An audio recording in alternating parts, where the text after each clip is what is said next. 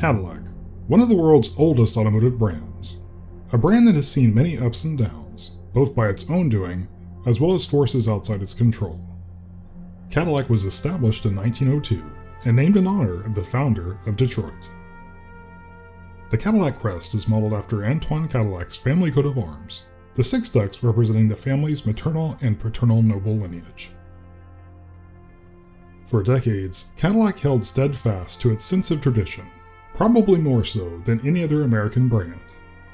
GM would acquire the Cadillac brand in 1909 and invest heavily into furthering its position in the luxury car segment, while carefully preserving its heritage.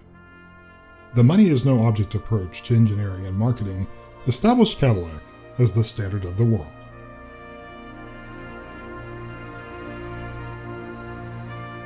By the post-war era, Cadillac was the trendsetter, establishing styling trends that included sky-high tail fins and acres of mirror-finished chrome. Cadillac continued its innovative streak with the successful downsizing of its fleet in response to the 70s energy crisis.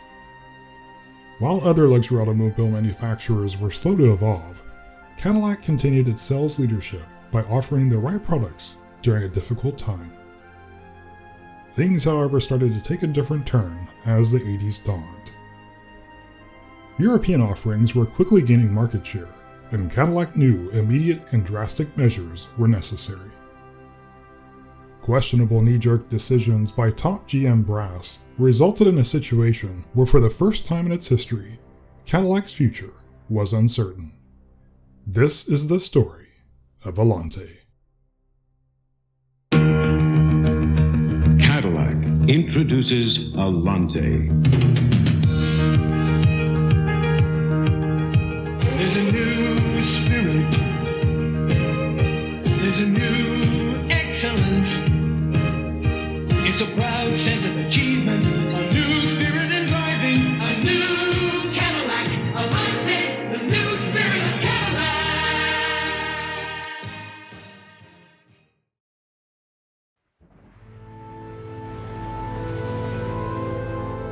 The mission for Allante was indeed to lift Cadillac's spirits.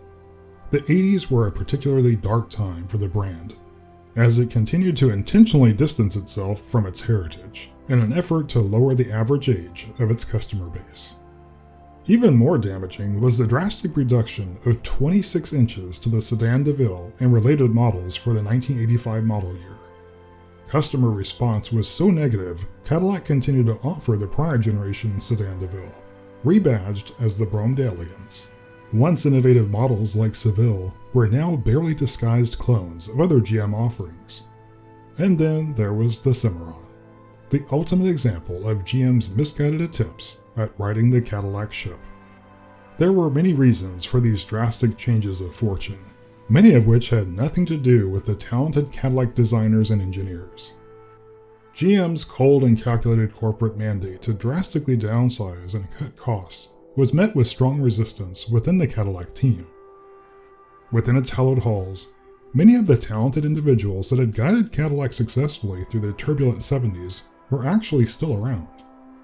This old guard remained hopeful there would be a return to greatness for the brand. And indeed, a new glimmer of hope emerged. Whispers of a two-door savior had the entire design team intrigued and confused, as they had only found out about the project after it was already well underway. The Italian design firm Pininfarina was established in 1930 and was helmed by the founder's son, Sergio Pininfarina, at the time Allante was under development. Behind closed doors, senior Cadillac leadership and Pininfarina were devising plans for a two-door flagship, a halo car that would completely change Cadillac's image. GM and Cadillac senior management, having nearly destroyed the brand with recent severe downsizing of its core models, decided equally extreme action was in order to course correct. Pininfarina was a brand Cadillac management hoped would bring a sense of international prestige, a return to dignity for the damaged brand. But internal Cadillac design legends, such as John Manoogian, made a passionate case for keeping the design internal. Indeed, these renderings, graciously provided by the former assistant chief of Cadillac design, illustrate just how forward-thinking Allante could have been.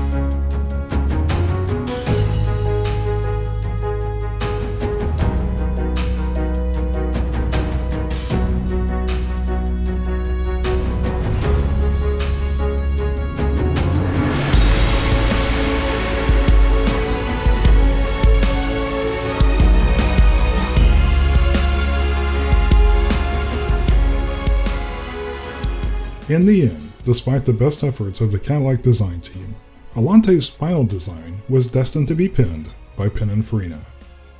But it is clear the talented internal Cadillac design team did have a major influence on the car we know as Allante. From the Cadillac crest to the egg crate grille, the Cadillac heritage is still there.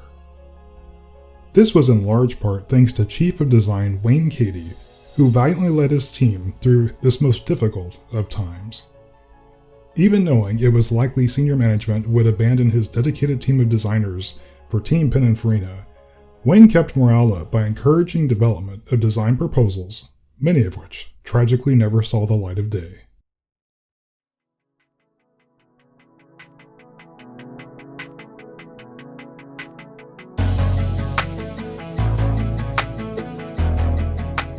Greenlit for production, Cadillac began work on development of an evolution of the Eldorado-based E platform, which would be designated as V-Body. A new production facility was established outside of Turin, Italy, that was devoted solely to the construction of the Allante body. While the Italians worked out assembly details, Cadillac was busy using the latest computer-generated technology to come up with a name for its new halo car. Allante was chosen out of the 1,700 names the computers had generated.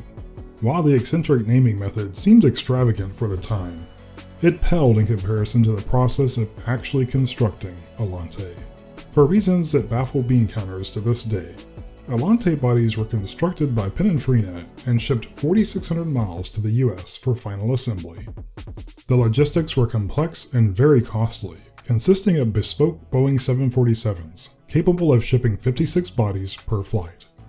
Upon arrival, the bodies in white were then transported 3 miles to the Hamtramck assembly plant, where it was discovered that early examples simply did not meet the quality standards demanded of the premium price GM planned to charge for Allante. With a base price of $55,000, a quality product was non-negotiable. Keeping in mind this figure represents approximately $131,000 in 2023. As the deadline for the 87 model year approached, GM would invest tremendous amounts of capital into making sure its Halo car would live up to the early hype it had generated.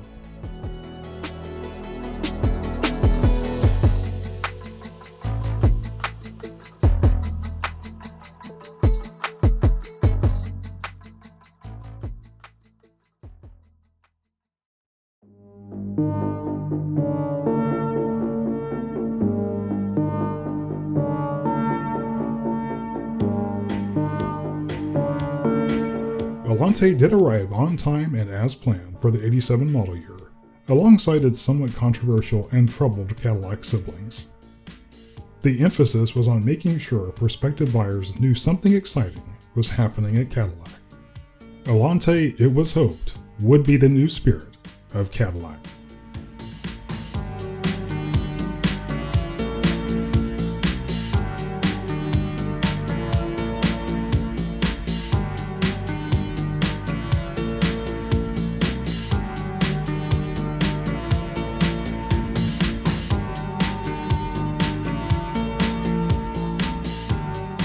Early marketing focused on the driving experience. This was a driver's car, with real road fill. It would banish the floaty boulevard ride and handling of yore. But this was also the 80s, so every interior surface must be populated with a myriad of buttons. The well-bolstered seats featured enough buttons to require a thorough review of the owner's manual to truly master. And a truly spectacular digital instrument cluster made Allante a hero car for those that appreciated the 80s digital revolution. Just as much as the exterior, Allante's interior truly is an 80s icon that has only recently been recognized as something truly special.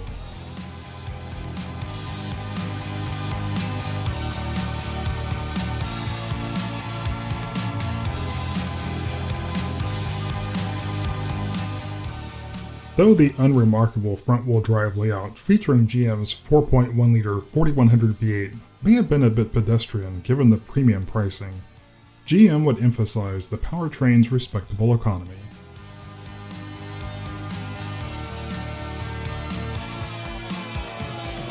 Allante drivers not only basked in the visual glow of digital instruments, they also had the aural experience of GM's Bose Symphony sound system, a standard feature that served as a $900 option in lesser Cadillacs. For Allante's second year, further refinements were made in the way of revised front seat headrests and a deck lid pull-down feature. Analog instruments were also made available as a no-charge option, a result of the incessant disdain for digital gauge technology that was expressed by automotive journalists at the time. Allante literature continued to remind everyone of the exotic Pininfarina connection. What wasn't discussed as much was the fact that while an aluminum top was standard, Allante's soft top consisted of a complicated semi-automatic design. On the plus side, the cloth top did include a heated glass window in place of the more common plastic design.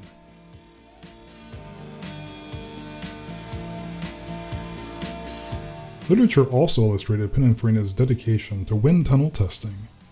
Though the focus was more on top-down wind noise reduction as opposed to the usual attention to maximum economy. The Recaro supplied 10-way adjustable seats carried on for 1988 and were among the best found in any luxury automobile. Trunk space may have been only 13 cubic feet, but did feature a useful cargo pass-through, another example of Cadillac's efforts to make Allante a slightly more practical alternative to the competition. A uniquely integrated center brake light and tail lamps that were slightly altered to coordinate with various paint colors also illustrate the efforts GM invested to establish Allante as a truly premium offering. Allante sales brochures made it clear this was a very complicated car to produce, probably in an attempt to justify the lofty asking price.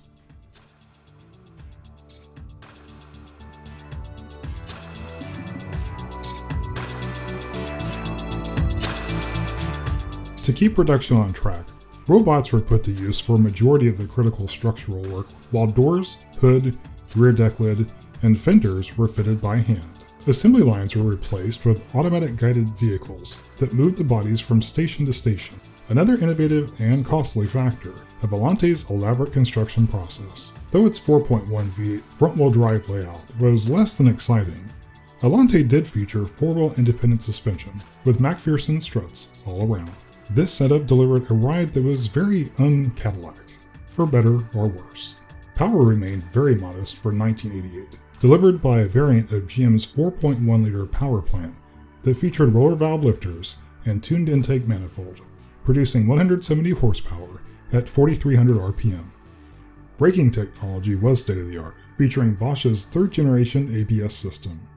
Allante's electronics were also advanced, featuring a sophisticated multiplexing system that could sense when an exterior lamp went out and automatically enable a nearby auxiliary lamp.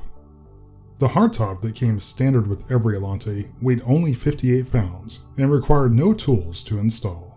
Allante's base price climbed to over $56,000 for its second model year. The only extra cost option this year was an integrated cellular telephone that could be locked in the center console. Instrumentation featured a series of LCD dot matrix readouts capable of providing 75 vehicle status messages. Familiar features such as the Twilight Sentinel automatic exterior lamp system were joined by new and exotic accoutrements such as hides stitched together by Italian craftsmen. Allante's 7-year 100,000-mile warranty was 5 years longer than other Cadillacs. A good thing, given the complex electronics and assembly process. The Gold Key delivery system included a full tank of gas, and 3 complimentary services.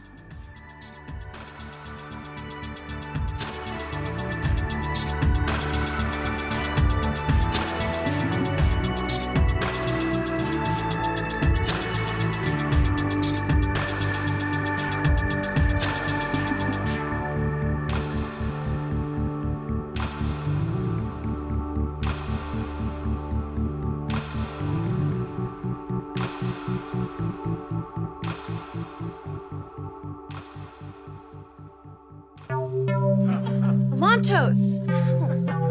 Aluminum! Kelly! Allante! There actually was some confusion during Allante's run, as Chrysler introduced its own Italian exotic not long after Allante debuted. The Chrysler TC and Allante were so similar visually, at least when not parked together, some would confuse the two. The Allante and TC appearing around the same time represents the insecurity American luxury car makers were feeling. It was all too clear that things were changing. The European and even Japanese competition was rapidly catching up. The thought was, if you can't beat them, join them. Unfortunately, no amount of complex electronics or tufted leather could change the course of these two Italian-American automobiles. Nearing the end of its brief run, Allante would receive a lower-cost soft-top-only option, driver's airbag, and electronically controlled dampeners that increased firmness as speed increased. It was Cadillac's hope that these refinements would increase Allante's appeal to markets outside the US. Sadly, this was not the case, as only a handful of examples were ever exported. It did turn out, however, that most customers really did prefer the digital gauges, as only a few hundred analog-equipped examples were ever delivered. There were a few changes for '92, primarily consisting of price revisions and minor content shuffling. For its final year, Cadillac finally provided Allante with the power it should have had all along. The new Northstar engine was a revelation, developing 295 horsepower until its head gaskets inevitably gave way. In true GM fashion, Allante was finally the car its designers had envisioned. So it was time to say goodbye.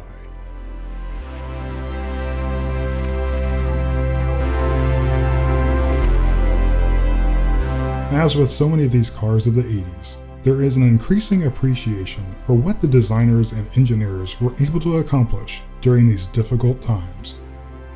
And regardless of which styling team gets credit for its final form, there is no denying Allante has stood the test of time and is just as appealing now as it was all those years ago.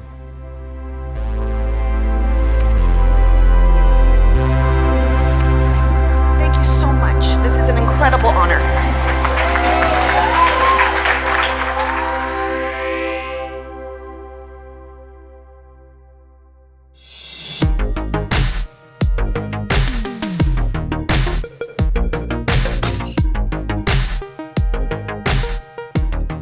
The 80s were a fascinating time. From glitz to kitsch, many of us look back upon this era and the cars it produced with a sense of warm nostalgia. While many things are best left in the 80s, Allante's appeal has stood the test of time. It may have been less than perfect in many ways, but there is no denying Allante is a car worth remembering. After all, any car good enough for J.R. Ewing is good enough for this fellow Texan.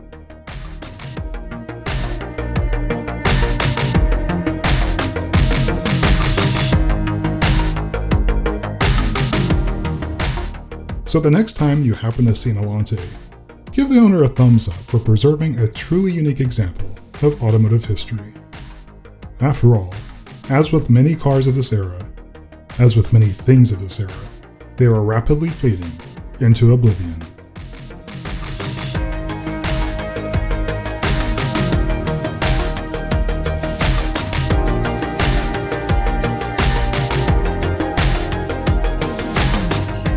And that is the story of Allante, another car I personally have a great deal of respect for, and find the story of its development and production truly fascinating. And it is also fun to ponder on what could have been.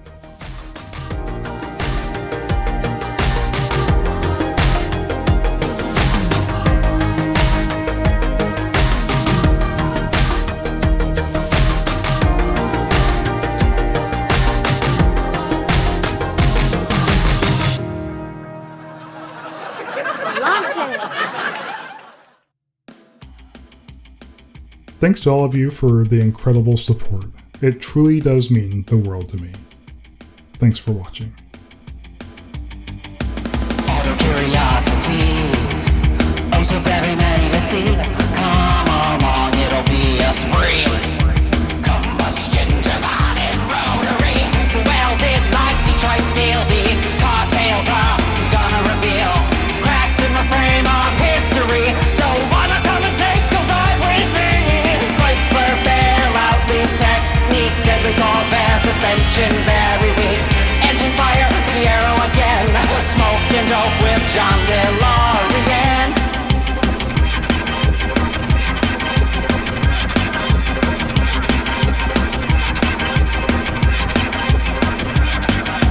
Landing quicker than the planes in Kenosha.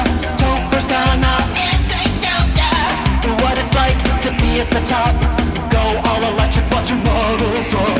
Shifting to second and soon will be experience all triviality. Come on, you gotta go in the back of my mom's pinto.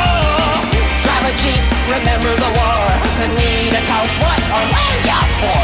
Faster than a trucker, quick as an air.